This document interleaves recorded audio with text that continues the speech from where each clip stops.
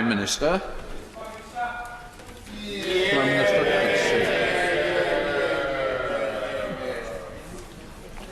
I call the Prime Minister to answer the engagements question from Vicky Foxcroft. Prime Minister. Mr. Speaker, as we approach the 3rd anniversary this coming Sunday of the Grenfell Tower tragedy, I know that the whole House would wish to join me in sending our heartfelt sympathies and thoughts to the families and friends of the 72 people who lost their lives and to the survivors. Across government, we remain committed to ensuring that such a tragedy can never happen again. Mr. Speaker, members from across the House will want to join me in offering our very best wishes to His Royal Highness the Duke of Edinburgh on his 99th birthday. And I'm sure, Mr. Speaker, the whole House will also want to join me in wishing you, Mr. Speaker, a very happy birthday. This morning I had meetings with ministerial colleagues. Mr. Speaker, I had meetings with ministerial colleagues and others in addition to my duties in this House. I shall have further such meetings later today. Thank you. Thank you for all the kind regards. We're going across to Vicky Foxcroft. Vicky Foxcroft. Thank you, Mr. Speaker. As a shielded person, I'm grateful to once again contribute to Parliament. Many shielded people have contacted me, worried about government guidance on going for walks. They want a safe hour walk for shielded people, similar to that adopted in many other countries. Will he do that? They also want more transparency on the shielding list with each category named and risks published. Will he provide that? And finally, will he agree to review the furlough scheme so shielded people in the future are not penalised? Minister. Yes, Mr. Speaker, I can tell the honourable lady that we certainly will be doing as much as we can in the near future to ensure shielded people get guidance about how they can come out of their shielded environment safely in a way that is COVID secure. And on her point about furlough, it's a very important one, and clearly newly shielded people may be asking themselves whether they will be entitled to furlough funds. I've been made aware of the issue very recently. I can assure her that we will be addressing it forthwith. Thank you, sir. The threatened breach of the Sino-British Joint Declaration for Hong Kong is just the latest evidence of China's increasingly overt rejection of the rules of international fair play. The Communist Party of China expresses derision for the West's short-termism and lack of unity, so let's prove them wrong. Would my right honourable friend consider publishing a consultation paper for the development of a long-term strategy for our national and pan-national engagement with China? Minister. Well, Mr. Speaker, perhaps it would be helpful in advance of any consultation paper if I just set out my own broad position and stress that I am a Sinophile, and I believe that we must continue to work with this great and rising power. But when we have, on climate change or trade or whatever it happens to be, but when we have serious concerns as a country, we must, whether it's over the origins of COVID or the protection of our critical national infrastructure, or indeed over what is happening in Hong Kong, then we must feel absolutely free to raise those issues loud and clear with Beijing, and that is what we will continue to do. Leader of the Opposition, Sir Keir Starmer. Thank you, Mr. Speaker. Can I join the Prime Minister on his comments on Grenfell, a dreadful night, and his comments on the Duke of Edinburgh, and of course his best wishes to you, Mr. Speaker. Can I also say I listened carefully to what the Prime Minister just said on furlough for those newly shielding, and can I welcome that? That has been something we've been concerned about. We'll look at the proposal when it's put on the table, but I'm grateful that he's listened to that and for what he said this morning. The Prime Minister, Mr. Speaker, on Monday said that feelings of black and minority ethnic groups about discrimination are founded on a cold reality. I agree with him about that. There have been at least 7 reports into racial inequality in the last 3 years alone, but precious little action. For example, most of the recommendations in the Lamy report into inequality in the criminal justice system have yet to be implemented 3 years after the report was published. Similarly, the long-delayed and damning report by Wendy Williams into the Windrush scandal has yet to be implemented. I spoke last night to black community leaders and they had a very clear message for the Prime Minister. Implement the reports you've already got. So can the Prime Minister now turbocharge the government's responses and tell us when he'll implement in full the Lamy report and the Windrush recommendations? Prime Minister.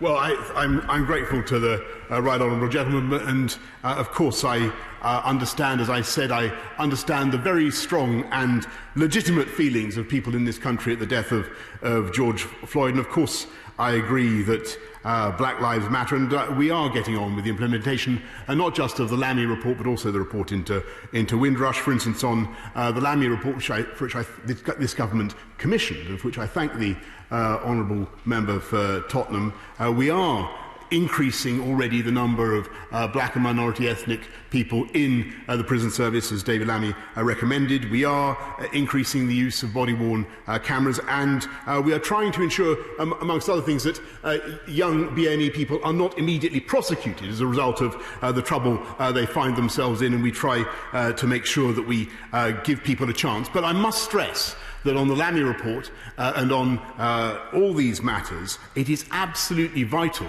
at the same time that we keep our streets safe and that we back our police. And that is what we are going to do. Keir Starmer. Mr. Speaker, I welcome what the Prime Minister says about implementing the reports, and obviously we'll hold him to it. He will appreciate that people do notice when recommendations are made and then not implemented, so it's very important that they are implemented in accordance with those reports. Mr. Speaker, the latest report is the Public Health England report on the disproportionate impact of COVID-19. That report concluded that death rates are highest amongst black and Asian ethnic groups. And it went on to say, and this was the important bit, that it's already clear that relevant guidance and key policies should be adapted to mitigate the risk. Already clear. If it is already clear that guidance and policy need to be changed, why has the government not already acted? Prime Minister. Mr. Speaker, not only already clear, but we are already acting.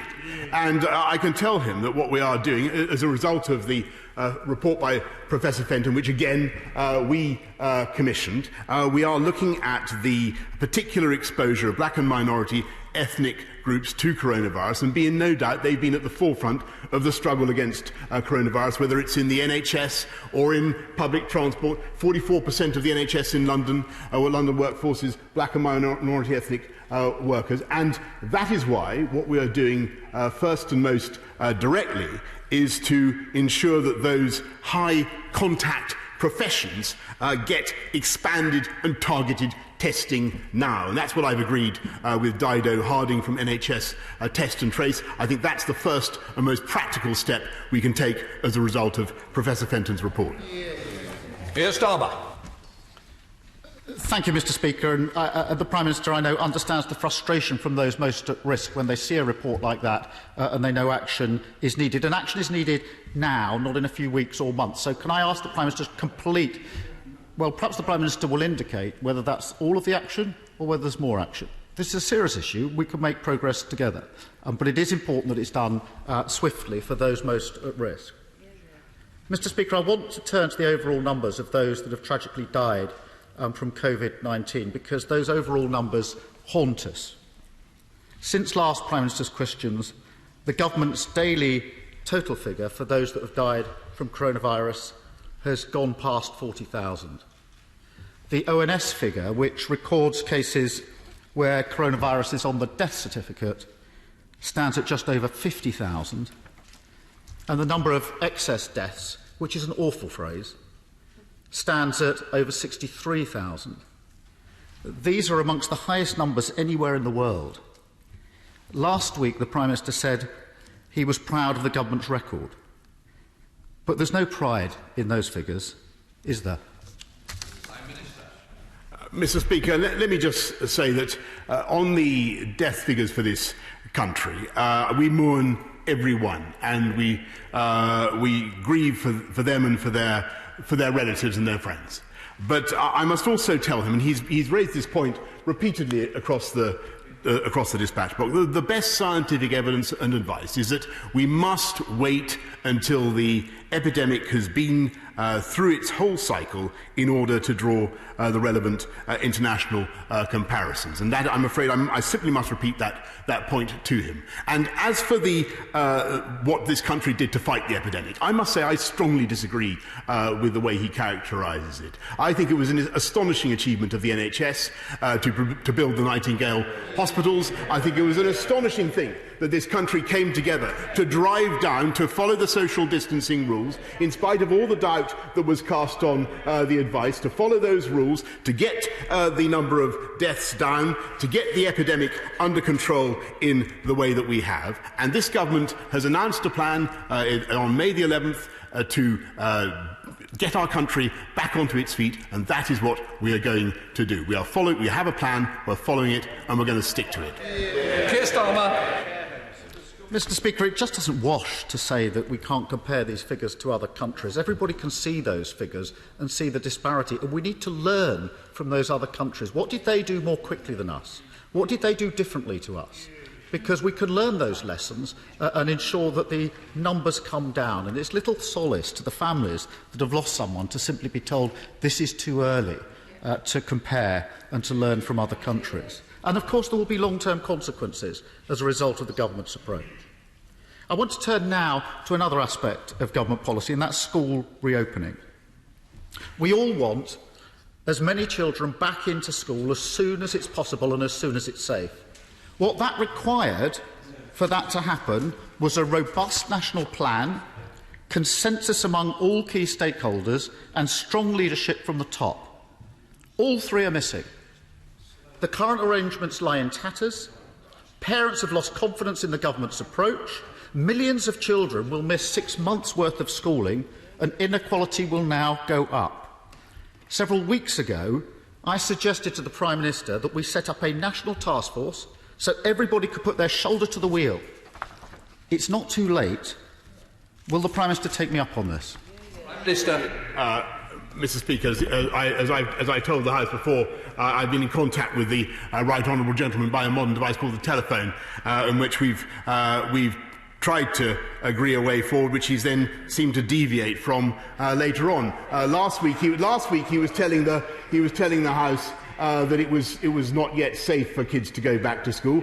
This week he's saying that not enough kids are going back to school. I really think he needs to make up his mind. And since he's so fond of these international comparisons, he should know that there are some countries in the EU, in Europe, where no primary school kids are going back to school. I think, and we are being extremely cautious in our approach. We're following the plan that we set out, and I think that the people of this country will want to follow it. And all the evidence highlights 97% of the schools that have submitted data are now seeing kids come back to school. And I think what we would like to hear from the Right Honourable Gentleman is a bit of support for that, and a bit of encouragement to pupils, and perhaps even encouragement to some of his friends in the left-wing trades unions to help get our schools ready.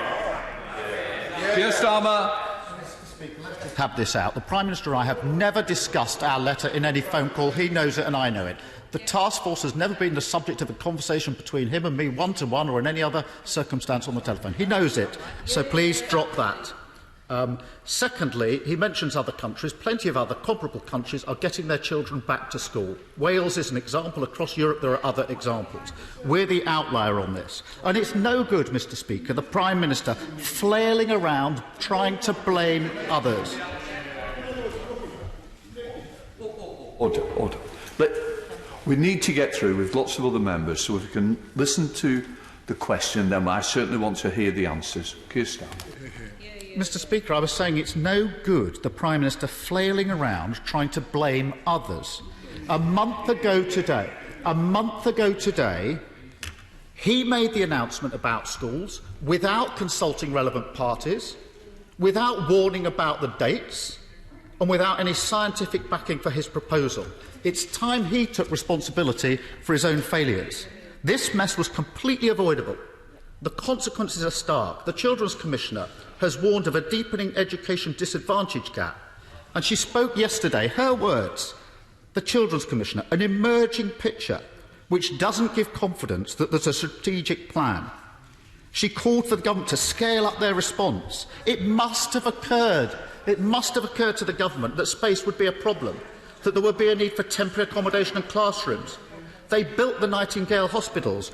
Why are they only starting on schools now? Mr. Speaker, he still can't work out whether he's saying schools are not safe enough or whether we should be going back more quickly. I mean, he can't have it both ways, Mr. Speaker.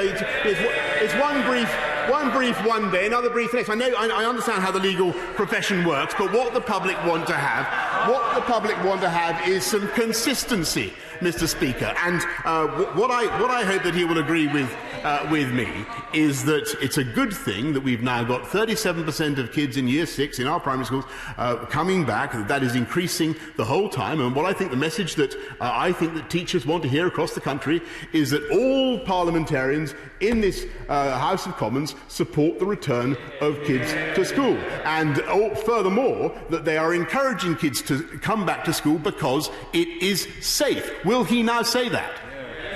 Keir Starmer. I want as many children to go back to school as possible, as soon as possible, as quickly as possible when it's safe. I've been saying that like a broken record for weeks on end. I know the Prime Minister's got rehearsed attack lines, but he should look at what I wrote from this letter and what I've been saying consistently. Mr. Speaker, one way in which the government could help those worst affected would be to extend the national voucher scheme. Because child poverty numbers are so high in this country, 1.3 million children in low-income families rely on these vouchers. They mean children who can't go to school because of coronavirus restrictions still get free meals. The Labour government in Wales has said it will continue to fund these meals through the summer. Yesterday, the Education Secretary said that won't be the case in England. That's just wrong, and it will lead to further inequality. So can I urge the Prime Minister to reconsider on this point? Prime Minister. What I can tell the right honourable gentleman is, of course, we don't normally continue with free school meals over the summer holidays, but we are also, of course, and I'm sure that's right, we're also, of course, aware of the particular difficulties faced by vulnerable families, and that's why we're announcing a further £63 million of local welfare assistance to be used by local authorities at their discretion to help the most vulnerable families, Mr. Speaker. And this government has put its arms round the people of this country throughout this crisis and has done its absolute best, to help. And I may say it is not helped by the wobbling and tergiversation of the Labour Party and the gentleman opposite. First he says last week he said it's not safe. This week he says we're not going fast enough. We protected the NHS, Mr. Speaker. We provided huge numbers of ventilated beds. We're now getting the disease under control, but we will do it in a cautious and contingent way. And today I will be announcing further measures to open up our society and to unlock our society, but only because of the huge efforts and the sacrifice that this country has made. We're sticking to our plan of May the 11th. We're sticking to our plan. It's a plan that is working and will continue to work, Mr. Speaker, with or without the assistance of the right honourable gentleman opposite. Alan Mike. Thank you, Mr. Speaker. Britain's new Advanced Research Projects Agency is vital to securing our status as a science and technology superpower, particularly as we recover from coronavirus. Can my right honourable friend commit to protecting its funding and its independence so there are no obstacles to it delivering transformational breakthroughs from clean energy to new vaccines? Yes. Prime Minister. Yes, and I thank my honourable friend, and he's absolutely right. We will be having an advanced research projects agency funded to the tune of £800 million, and it will be tasked with supporting really revolutionary breakthroughs in this country, because it was the UK, from splitting the atom to the jet engine to the internet, that has led the world in scientific research, and under this government we intend to continue. We're now heading up into Scotland to the Leader of the SNP, Ian Blackford.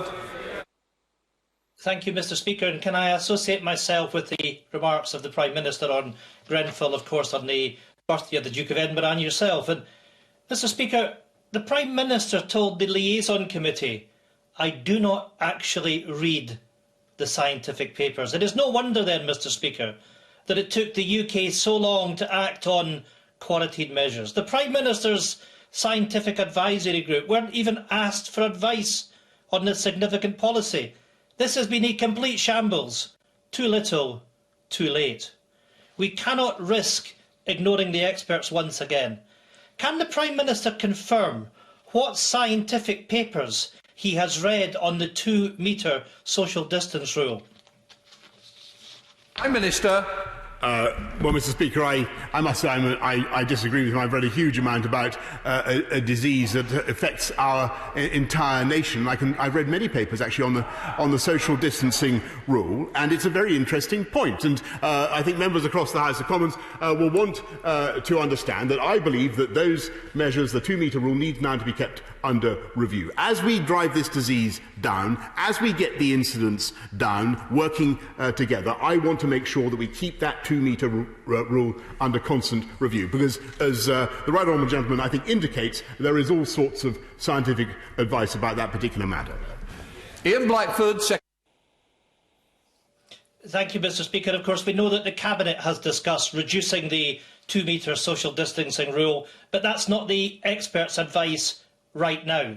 SAGE reported that being exposed to the virus for 6 seconds at 1 metre is the same as being exposed for 1 minute at 2 metres. That, Mr. Speaker, is a significant increase in risk.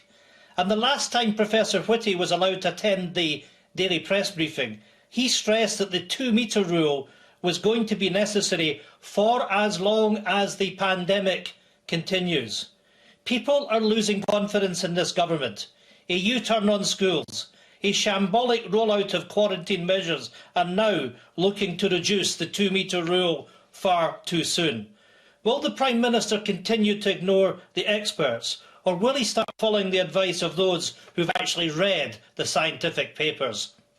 Prime Minister. Well, actually, Mr. Speaker, the people of this country are overwhelmingly following the guidance that this government gives. And tomorrow, Mr. Speaker, the House will be hearing a bit more about what's happened with NHS Test and Trace, and they will find an extraordinary degree of natural compliance, natural understanding by the British people, in spite of all the obscurantism and the myth-making that we've heard from the parties opposite. And I can tell the right honourable gentleman that there are all sorts of views about the 2-metre rule. He's absolutely correct in what he says about the SAGE advice, but clearly, as the incidence of the disease comes down, as I think members of SAGE would confirm, the statistical likelihood of being infected, no matter how close or far you are from somebody who may or may not have coronavirus, goes down.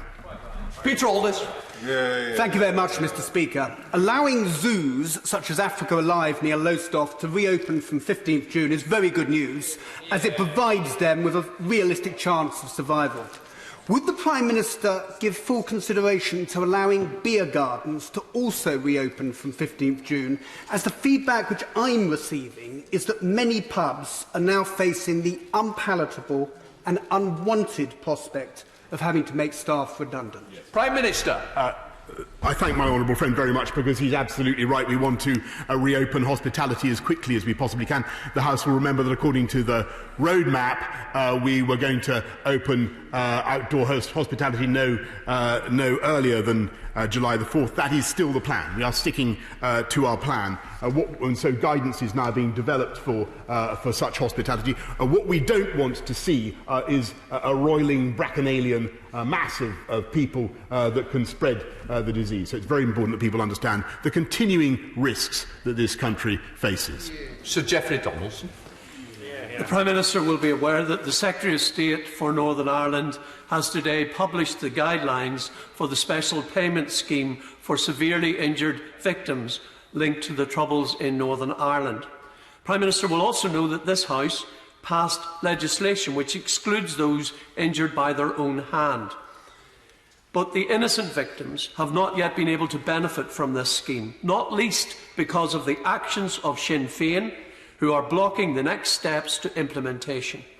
Will the Prime Minister and his government now commit to do all that they can to move this matter forward so that our most vulnerable of innocent victims can receive this pension? Prime Minister. Yes, indeed, Mr. Speaker. I think this scheme provides a fair, balanced and proportionate way of helping all those who suffered most during the Troubles, and it's very important that Sinn Féin, along with all other parties, allow the scheme to go forward as soon as possible. Ria Miller. Mr. Speaker, many peaceful protests have been held across the country against racism following the appalling events in the US, including in my own constituency yesterday. Can I commend my right honourable friend, the Prime Minister, for recognising the significance of these events, and as well as scrutinising the health impact of C19 on ethnic minority groups, can he look again, using the race disparity audit, for any persistent and systemic racism in all government departments, from the treatment of BAME people in the judicial system through to how we teach children about these issues in our education system? Minister.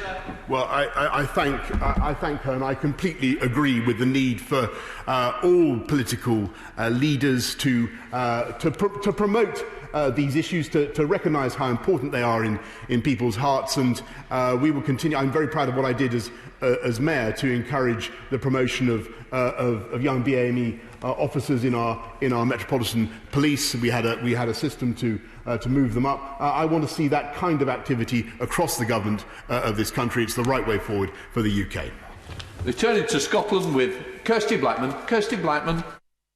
Mr. Speaker, the response from the US President to the death of George Floyd and the Black Lives Matter movement has been horrendous.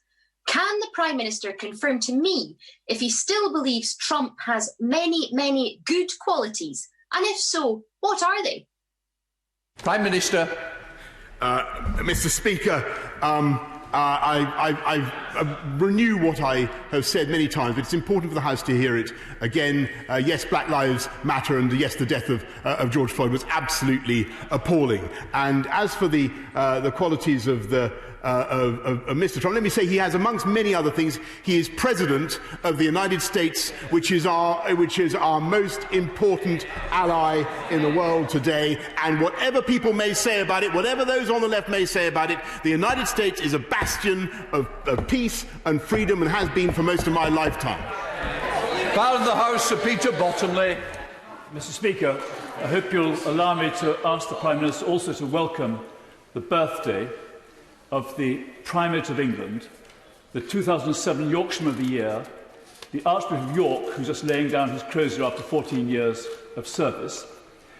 His great words that we can share the glories, the struggles, the joys and the pains of this country. Remembering that John Sentamu was tortured in Uganda and served in Tulse Hill, Stepney, Birmingham, as well as York, and was a critical advisor to the Stephen Lawrence inquiry. Can I put it to my right honourable friend that if in a period of 8 years there are 8 interrogations of a bishop, each time John Sentamu, we've got more to learn about making the colour of one's skin as important as the colour of one's eyes and the colour of one's hair, something you may notice but doesn't tell you any more about them. Minister. Well, I join him warmly in paying tribute to the Archbishop of York as he lays down his crozier. He and I correspond very often. I take his advice and very sincerely, and I had no idea that today was such a distinguished birthday, Mr. Speaker. Mr. Speaker, under suspicionless stop and search powers, which this government is expanding, a black person is 47 times more likely to be stopped and searched than a white person. 47 times. On too many occasions, stop and search seems to mean being black is enough to be suspected of being a criminal. So will the Prime Minister abolish suspicionless stop and search powers and end the pain and injustice they wreak on so many people in Britain's black and minority communities? Prime Minister. Mr. Speaker, it's very important that stop and search is carried out sensitively in accordance with the law. It has made a great difference to the way it happens that we now have body-worn cameras, but I must say I do think that it can be Section 60 powers can be very important in fighting violent crime. And I'm afraid that what has been happening in London with knife crime has been completely unacceptable.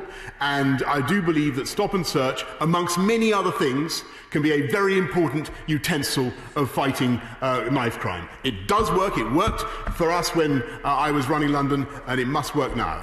I'm not saying it's the whole answer. He's right. It's not the whole answer, but it's part of the mix. We're now heading up to the County Palatine of Lancashire with Mark Menzies. Thank you, Mr. Speaker. Hospitality and tourism businesses on the Fylde Coast are concerned about their part of long-term recovery and the infrastructure needed to support that. Centrally to this locally is the M55 Link Road, a project which was fully funded and had an issue with some funding allocations. Can the Prime Minister put his weight behind this and help me secure the £5.7 million needed to complete the shovel-ready project?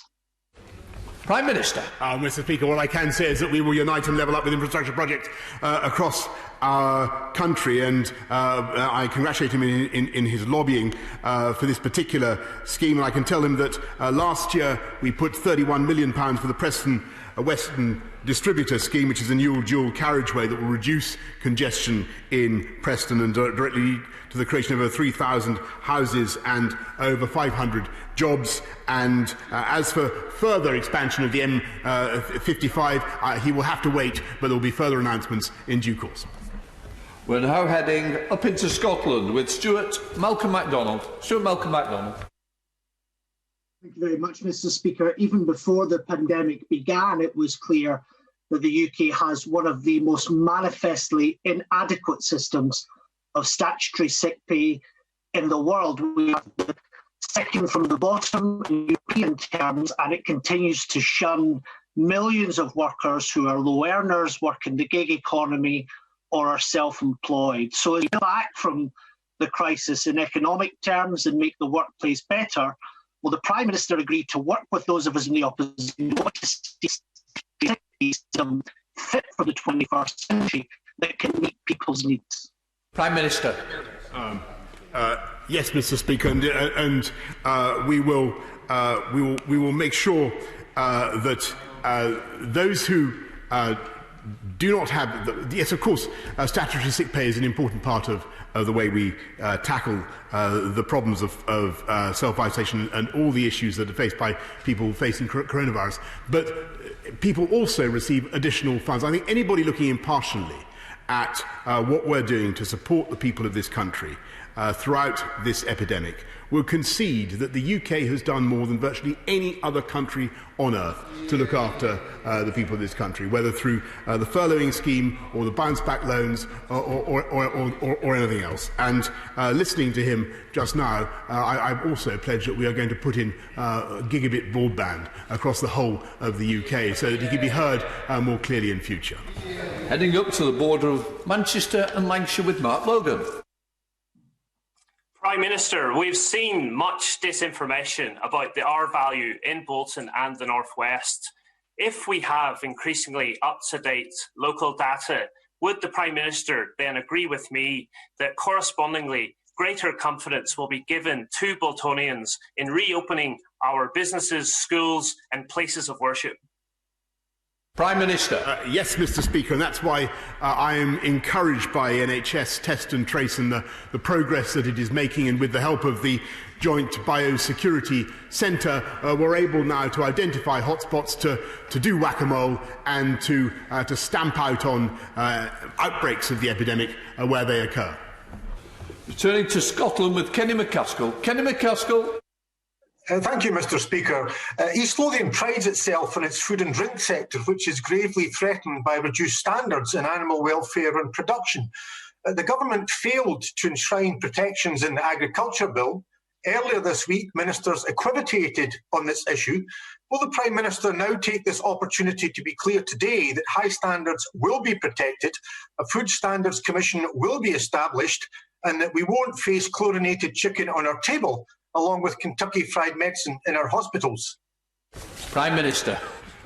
Mr. Speaker, not only will we protect animal welfare standards, but we will be able, on leaving the EU as we have, we will be able to increase our animal welfare standards. We will be able to ban treatment of farrowing sows that is currently legal in the EU. We will be able to ban the shipment of live animals, which we currently cannot ban in the UK. We will be able to go further, and I hope, by the way, that he supports it, and I hope he'll tell all his friends in the SNP, is it? I hope he'll tell all his friends in the SNP that is one of the reasons why their plan to take Scotland back into the EU would be completely contrary to the instincts of the British people. Mr. Speaker, due to COVID, we're facing a unique economic challenge. Can I urge the Prime Minister to respond with a major package of infrastructure investment to create jobs and level up the whole country, including turbocharging the rollout of gigabit broadband, upgrading the Manchester to Sheffield line, and finally building the full Mottram bypass? The people of Glossop have been promised this by politicians for over 50 years. We'll even let him call it the Boris bypass. Let's please just get it built. And he can use his bike. Come on, Prime Minister. OK, well, thank you so much. And my honourable friend, I can confirm briefly to my honourable friend that we are indeed committed under the road investment strategy published last year to building a bypass around Mottram, and I look forward to being there to see it done. Rachel Hopkins. Thank you, Mr. Speaker. My constituents tell me they've lost trust in the government as they're confused by mixed messaging around public health measures, angry that Dominic Cummings seems to have been let off the hook, but they're particularly worried about local jobs and livelihoods due to inadequate support schemes, lack of crisis funding for Luton Council, illogical quarantine impacting Luton Airport. All of this has been on your watch, Prime Minister. How can my constituents feel confident on the proposed next steps for easing lockdown when your government has fallen short so far? Prime Minister. Because I think the British public, with their overwhelming common sense, have ignored some of the propaganda that we've been hearing from the party opposite about our advice. They've ignored the negativity and the attempts to confuse, and they are overwhelmingly following advice. And indeed, they are complying with NHS test and trace, which is the way forward, which will enable us to defeat this virus both locally and nationally. Stuart Anderson. Thank you, Mr. Speaker. Pre-COVID, the Prime Minister has made a firm commitment to reach into some of the most deprived areas and level up the country. This is needed now more than ever. Will he make a firm commitment and recommit to Whitmarines, Chapel Ash, Penfield and the rest of Wolverhampton so they won't just survive, they will thrive?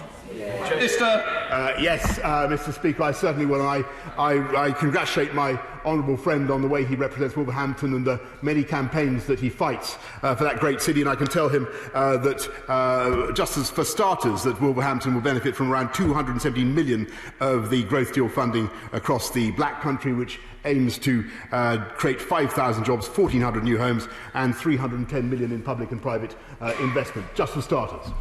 Final question, Olivia. And many happy returns, Mr. Speaker.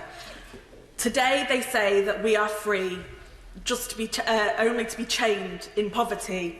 Figures, not my words, the words of Bob Marley in 1973. Figures from the Trussell Trust show an 89% increase in emergency food parcels across the UK in April compared to the same month last year. People are struggling and they need help now. Will the Prime Minister meet with the Chancellor, charities and local government leaders to discuss a much-needed funding boost for local welfare assistance schemes in England? Prime Minister. Well, I mean, the honourable lady is absolutely right. This country is going through a very difficult crisis, a public health crisis, an economic crisis, and of course it's put many families to great hardship. I think the government has done a huge amount to look after families across the country. We put, as she knows, £3.2 billion more into local government. And I announced earlier on today, just now, that we're also putting another £63 million into extra welfare support for particularly disadvantaged families to help with meals throughout the summer period. But she's entirely right. We face a huge economic problem. That's why we need to get moving, get this country going forward together, and work as parliamentarians and politicians to communicate to the public jointly what we're doing. In order to allow the